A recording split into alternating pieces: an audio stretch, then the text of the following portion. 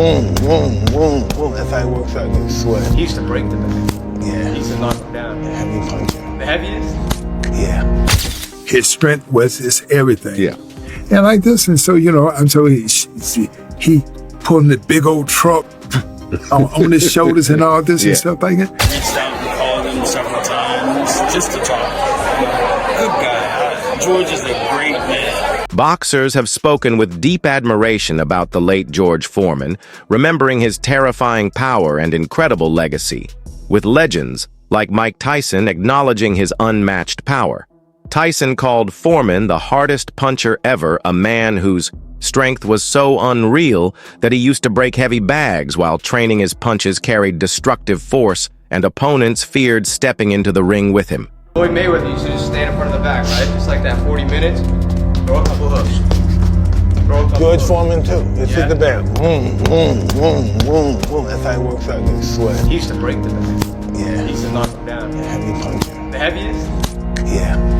I thought that was you. I can't match somebody's powers who's that big and that much mass. The only thing that allowed me to be excited because I do it faster than other guys. More explosive. How did you explode like that? Was that natural? No, nothing's natural. It was nothing about me natural. Only my desire to win was natural. I had a great teacher. Did he instill that desire in you, your coach? No, only you can do that. Yeah. You're born with it and somebody can elicit it out. Even in his later years, he knocked out top fighters, cementing his legacy as one of boxing's most feared and dominant champions. Muhammad Ali praised George Foreman for his determination and confidence in the ring.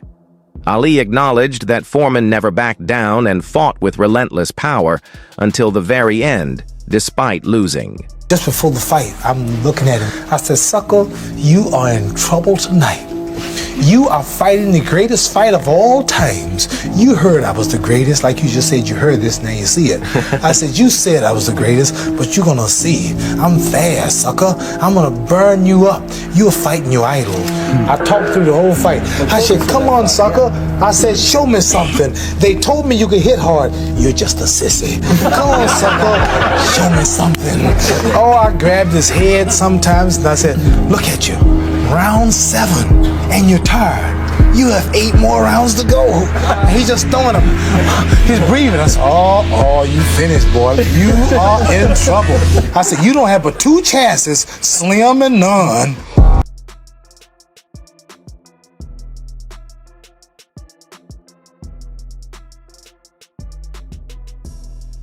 To Ali in the famous Rumble in the Jungle, Foreman gave his best, proving his incredible strength, heart, and warrior spirit in 1973. George Foreman faced Joe Frazier in a bout that would become legendary. Frazier, the reigning heavyweight champion, was known for his relentless fighting style and had previously defeated Muhammad Ali. However, Foreman showcased unparalleled dominance in this match.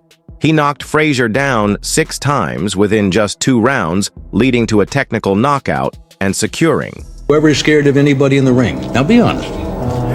Ali, I mean, it's strange. I wasn't afraid of Muhammad. I lost the title to Muhammad, but I remember Joe Frazier. He was the toughest guy I'd ever seen. Yeah. Smoking Joe Frazier. My mother watched him fight on television, and he hit a guy so hard the guy turned his back. And I kept thinking, I want to be champ of the world, but I sure hope Joe Frazier died. It was time to fight Joe Frazier. And I knew if you hit him, he liked it. If you miss him, he'd get upset. And I'm thinking, what am I going to do? But I had this habit of staring guys down. I look them in the eye to psych them out. If they dropped their head, I knew I had an advantage. But I was hoping Joe Frazier wouldn't drop his head because my knees were shaking. At that time, I wish I had even started that. Both the WBA and WBC heavyweight titles. This overwhelming performance sent shockwaves through the boxing community, as few had expected such a one-sided outcome. After a decade-long hiatus, George Foreman made an unexpected return to boxing in the late 1980s and early 1990s. Many critics doubted his ability to compete at a high level due to his age and time away from the sport. Throughout the years, if any, would you like to share a little bit about that? Well, George and I have always spoken to each other cordially. I've reached out and called him several times just to talk. Good guy. George is a great man. However, in 1994, at the age of 45, Foreman defied the odds by defeating the then undefeated Michael Moore to reclaim the heavyweight title. This remarkable success made him the oldest heavyweight champion in boxing history, a record that remains unbroken. Foreman's comeback story is often mentioned as one of the most inspiring in sports history, showing that determination and resilience can overcome the challenges of time.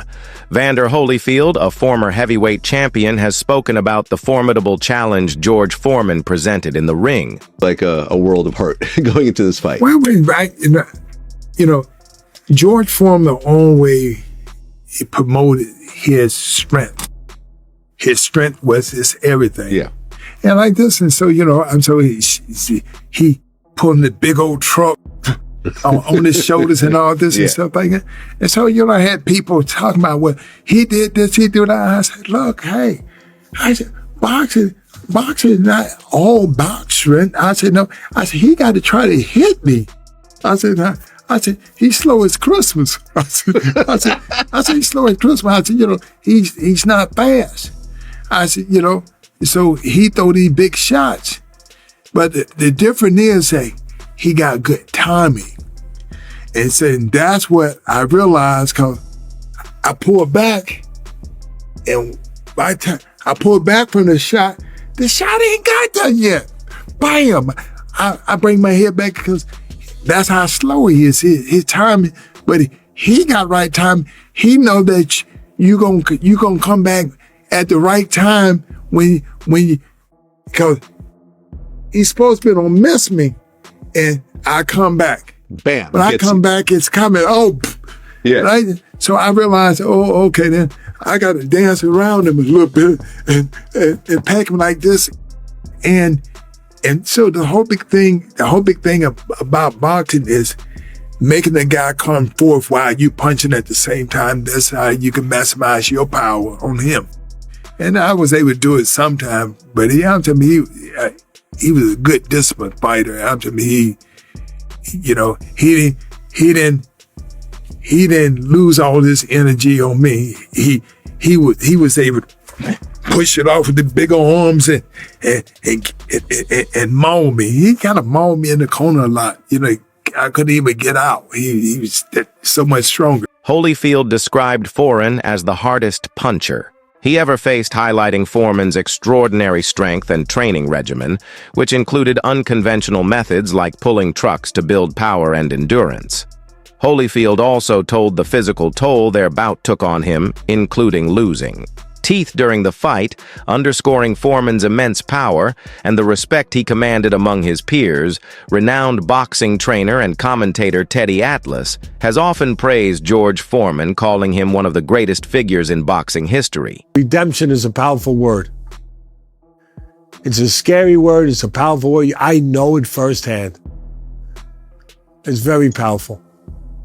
Very powerful. And he had redemption on his side. George Foreman was a special man.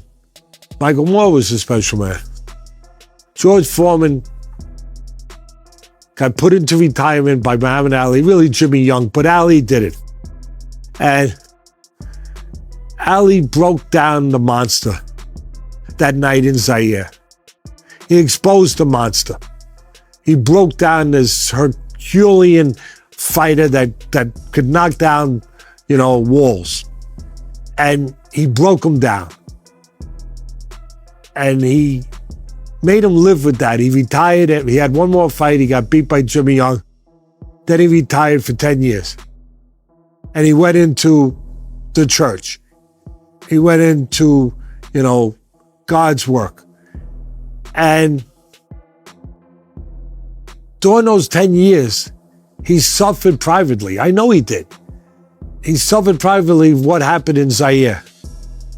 Because in some ways, maybe similar to Tyson, but I think he was stronger than Tyson in other ways, ultimately. But very similar, and similar backgrounds where they came from. Atlas emphasized Foreman's exceptional power and unique character, both inside and outside the ring. He highlighted Foreman's ability to reinvent himself, transitioning from a feared boxer to a beloved public figure, showcasing his versatility and lasting appeal. Atlas's admiration shows the profound impact Foreman had on the sport and his lasting legacy as a special person in boxing history. Boxing journalist Gareth A. Davies has lauded George Foreman's remarkable achievements and his legendary status in the sport. Davies drew a compelling comparison, stating that Foreman combined the explosive power of Deontay Wilder and the ferocity of Mike Tyson, embodying the strengths of both fighters simultaneously. Covering the Rumble in the Jungle in the 70s, 74, 75, when he fought in Jamaica, and he fought in Venezuela, in Caracas, when he fought in Zaire, Kinshasa, when he fought Norton, when he fought Frazier, and he absolutely eviscerated them.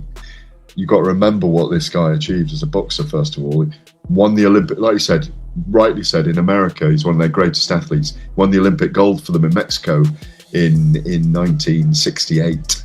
As a real neophyte boxer, rather like Anthony Joshua did in London, where he hadn't had much of a career. You think after that he turns pro, he beats Foreman. He beats Frazier, he beats Norton, and then he gets beaten by Ali. He's like Deontay Wilder and Mike Tyson rolled into one at the time. He's just destroying everyone. He's one of the biggest punchers of all time. I have interviewed him. I don't know how many times I interviewed him. Many, many, many times. And always through Bill Kaplan, his PR guy, who was his PR guy from the age of him being 18. And Bill's in his late 80s, and still PRing him to this day, this very day. It's a really sad thing because, like you say, what I wrote earlier on was that he filled up a room, big booming laugh, but not trying to command attention. This analogy underscores Foreman's unique blend of raw power and an aggressive style, which made him a formidable opponent and a standout figure in boxing history. Commentator and podcast host Joe Rogan has highlighted George Foreman's lengthy and successful boxing career.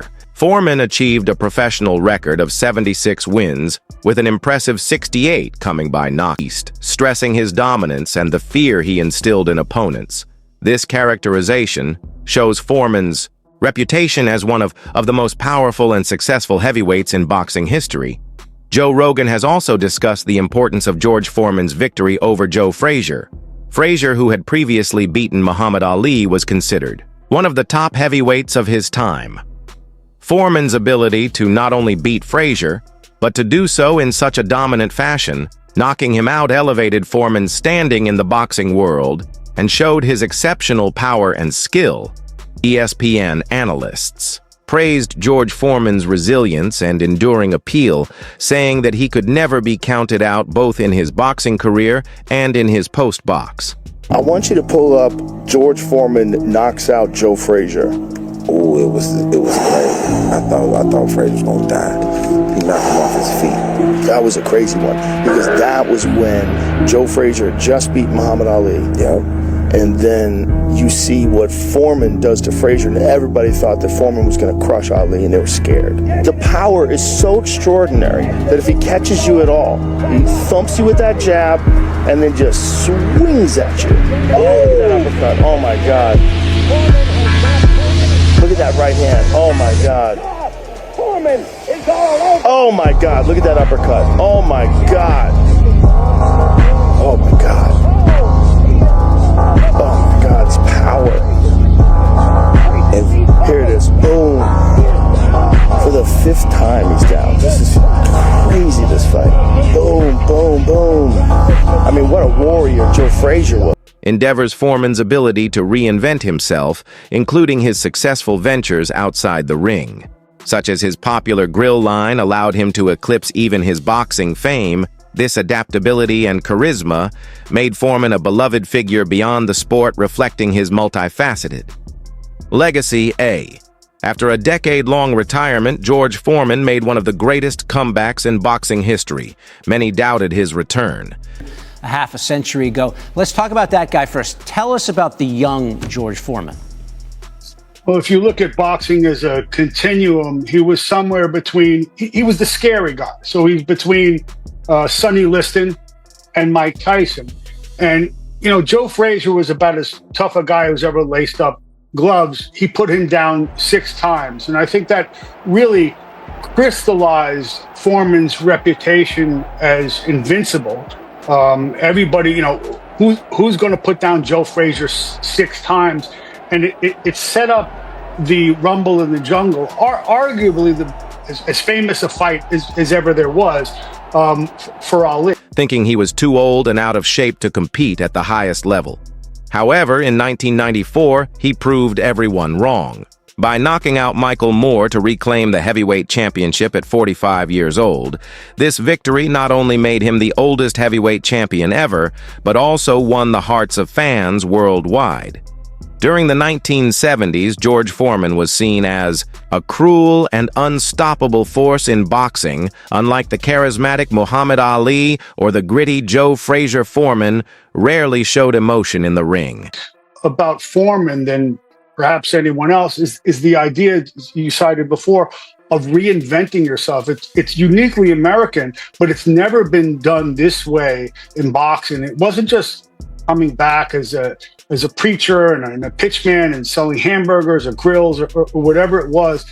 It was more purposeful than any of us knew as far as boxing. The previous oldest heavyweight champion, I believe, was Jersey Joe Walcott, who won when he was 37. Foreman came back when he was just shy of his 46th birthday, I think 2 months shy. And in doing it, it was his own kind of rope-a-dope that night against Michael Moore. I'll never forget it. He took punches. Moore was a really skilled guy, and he just beat him up for 9 rounds. Moore did, with a great right jab. His cold, aggressive attitude and devastating punching power made him look like an unbeatable machine. Many fans viewed him as the bad guy because of his sheer dominance and the way he dismantled his opponents without mercy. His destruction of Frazier in 1973 and Ken Norton in 1974 further reinforced this image. He didn't just reinvent himself. He was a bad guy who came back as a guy who was universally loved. That's a very difficult thing to do in any piece of life. Yeah, absolutely. Yeah, he basically changed everyone's mind about himself, and really a remarkable life. Our boxing commentator, Mark Kriegel, sharing some memories, some insight into George Foreman. Mark, thank you. George Foreman, born in 1949, has passed away here in 2025 at the age of 76. However, this perception was mainly due to his quiet nature rather than any true villainous behavior after making history by winning the heavyweight title. At 45, George Foreman continued to fight for a few more years before finally retiring in 1997. That's it for today's video. Stay tuned until next time.